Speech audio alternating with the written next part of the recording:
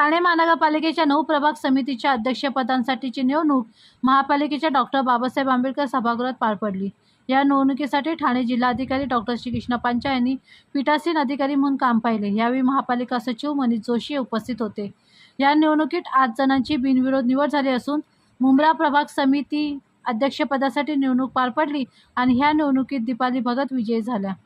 यावेळी महापौर शर्मिला पिंपळकर, आमदार रवींद्र फाटक, आमदार राजेश मोरे, पीठासीन अधिकारी डॉक्टर श्रीकृष्ण पांचाळ आणि महापालिका आयुक्त सौरभ राव यांनी सर्व नवनिर्वाचित प्रभाग समिती अध्यक्षांचा पुष्पगुच्छ देऊन अभिनंदन केले व त्यांच्या पुढील कार्यकाळासाठी शुभेच्छा दिल्या।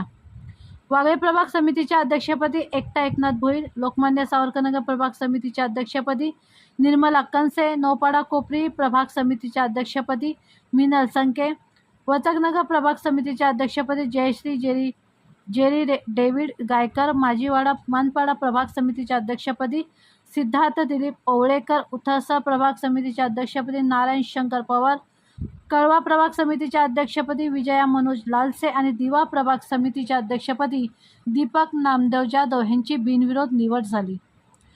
मुंब्रा प्रभाग समिती अध्यक्षपदासाठी मात्र चुरशीची लढत झाली।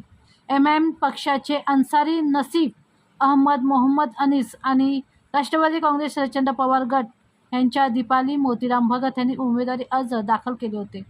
या दोन्ही उमेदवारांमध्ये झालेल्या मतदानात अन्सारी यांना 4 तर दीपाली भगत यांना 10 मते मिळाली। त्यामुळे पीठासीन अधिकारी डॉक्टर श्रीकृष्ण पांचाळ यांनी दीपाली भगत यांना विजयी घोषित केले।